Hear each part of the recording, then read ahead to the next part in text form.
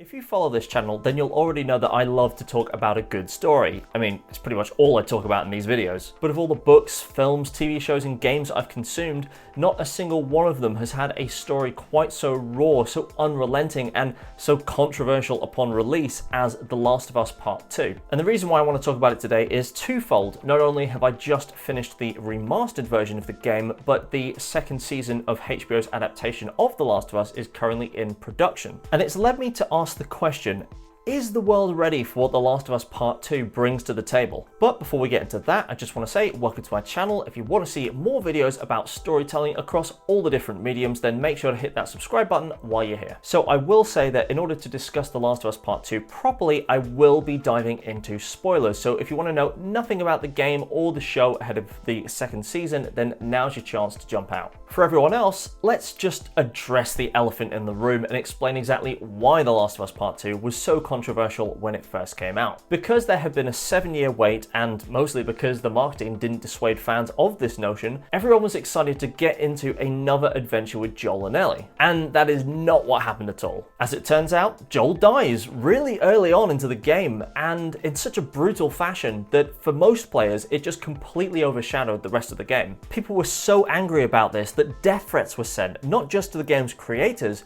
but to the voice actor and model who were behind the character of Abby, the one responsible for killing Joel. Obviously, that is absurd and a complete overreaction, and I sincerely hope that this doesn't happen to Caitlin Dever, who is set to portray Abby in the second season. And it's a shame, because all of that got in the way of a rational and mature discussion about what The Last of Us Part 2 is actually about. Now, one of the complaints that I heard a lot when the game came out was that it doesn't treat Joel with enough respect in the way that he dies, in how it is unbefitting for someone like him, who we got to know so well over the course of the last game. And at the risk of stating the absolute obvious, yes, that's the point. The whole catalyst and driving force for this game is the fact that Joel is killed so unceremoniously. We get so used to this idea that in fiction, a death has to mean something. We have this stereotypical image of the heroes sacrificing themselves as their friends escape to freedom. By comparison, the concept of an unexpected death just tends not to get explored as much, particularly in video games, and it's a shame because there's so much emotional depth to be found here. Because there's no time to contemplate what your life might be like without the person in question,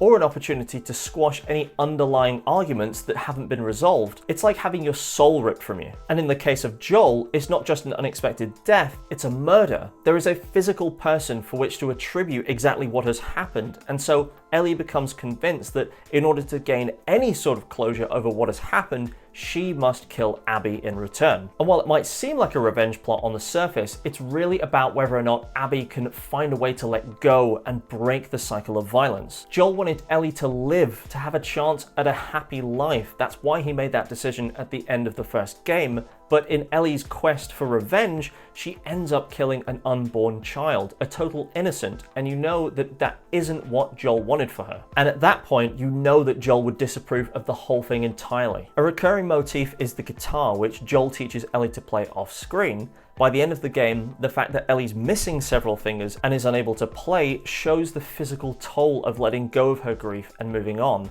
while serving as a reminder of what she almost lost in her pursuit of Abby. Abby, on the other hand, is someone who has managed to achieve her revenge quest, but is soon coming to terms with the fact that in doing so, it has brought her no closure whatsoever. Her obsession with killing Joel is what destroys her relationship with Owen, and in aligning herself with the WLF and all the violence that they've committed against the Scars and other groups, she strayed so far away from what her father wanted for her, as well as what the Fireflies wanted for humanity. You could write an entire essay about the themes that Abby's side of the game includes, such as the pitfalls of regime change in the WLF and the manipulation of religion exhibited by the Seraphites. But the core of her arc is about redemption and finding forgiveness by helping others. By the end of the game, Abby's entire life is in tatters. Her friends have all been killed. She can no longer return to the life she once had, and to add more fuel to the fire, by the end of the game, she's had to endure several months of slave labor. All of this begs the player to ask the question, has Abby suffered enough to make up for what she did to Joel? Is she redeemed by helping Lev? And if the answer is no, then why not? To what standard do you think she should be held to then? Or do you think that forgiveness is just impossible? And if that's the case, then really that's more of a moral conundrum that you need to work out for yourself. To say that this is a meaty storyline is a bit of an understatement, but I really hope that by introducing new fans to the storyline, there might be a chance for a more mature discussion this time around. At the very least, I just hope the history doesn't repeat itself. But I'm curious, do you think that the story of The Last of Us Part 2 will fare better in a TV show format? Let me know in the comments below, but above all, thank you for watching.